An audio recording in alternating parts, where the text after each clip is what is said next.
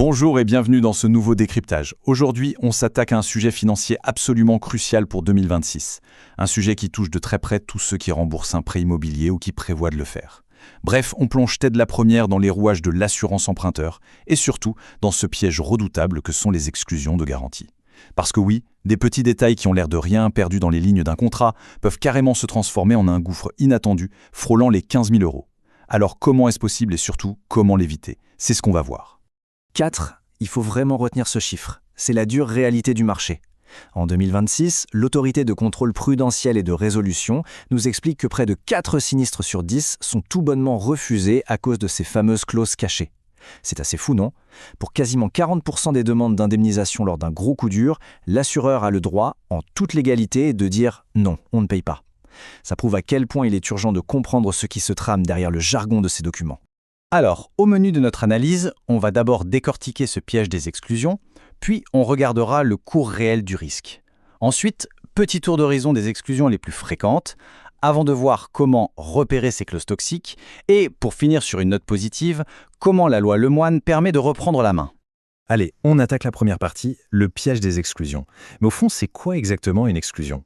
Eh bien, ce n'est vraiment pas une simple mise en garde. Une exclusion, c'est une clause purement contractuelle, souvent chirurgicale, qui prive légalement et totalement une personne de son indemnisation dans des cas ultra précis. La loi, via l'article L112-4 du Code des assurances, oblige quand même les assureurs à l'écrire en caractère très apparent.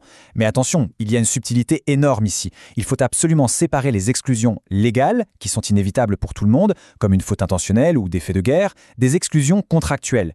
Ces dernières, les compagnies d'assurance les ajoutent comme bon leur semble, et le niveau de protection varie du tout au tout.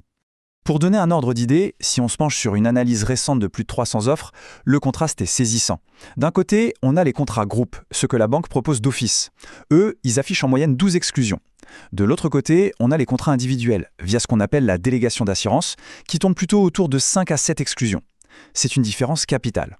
En gros, la solidité du filet de sécurité face aux accidents de la vie passe littéralement du simple au double, juste en fonction de l'option choisie au moment de signer. On passe à la partie 2, le coût réel du risque. Voyons concrètement à quoi ressemble cette menace sur le terrain. Il y a un acronyme qu'il faut absolument connaître ici, c'est MNO, pour maladie non objectivable.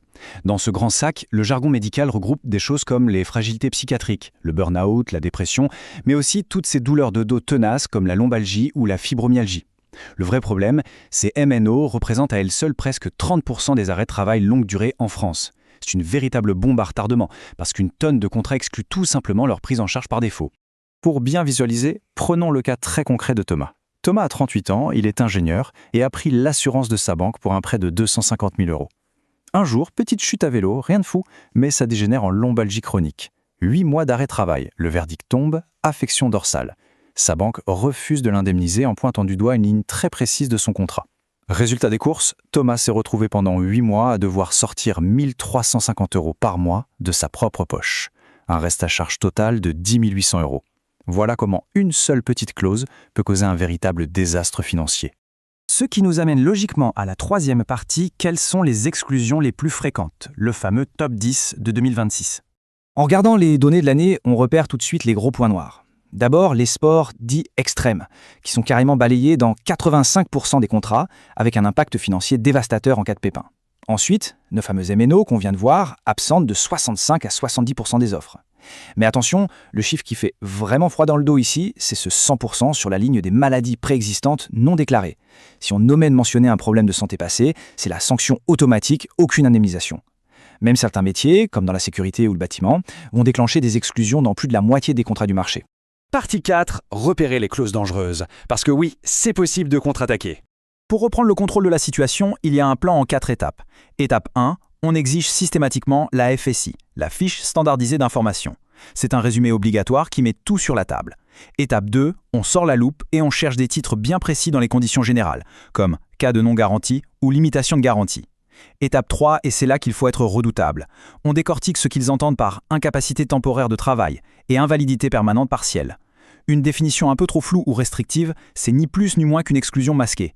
Enfin, étape 4, on jette un œil à la fameuse garantie perte d'emploi.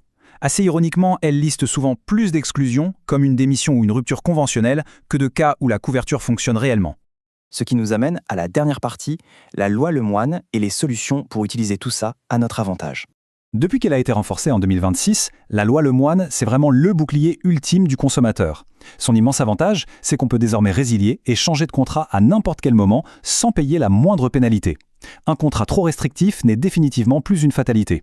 Autre avancée majeure, si le prêt fait moins de 200 000 € par personne et qu'il est soldé avant les 60 ans, le questionnaire médical passe directement à la trappe. Et puis le fameux droit à l'oubli a été réduit à seulement 5 ans pour les personnes ayant survécu à un cancer ou à l'hépatite C. Fini les anciennes surprimes totalement injustes. Alors concrètement, comment transformer ces droits en atouts tactiques? Voici 5 réflexes clés. D'abord, en passant par une assurance déléguée, on réduit mécaniquement de 40% le nombre d'exclusions. C'est direct. Ensuite, on exige noir sur blanc une couverture claire pour les MNO.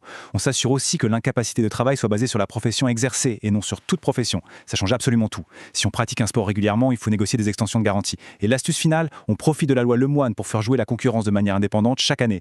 D'après les experts, ces quelques ajustements peuvent faire économiser jusqu'à 15 000 € sur toute la durée d'un prêt, tout en bétonnant la protection.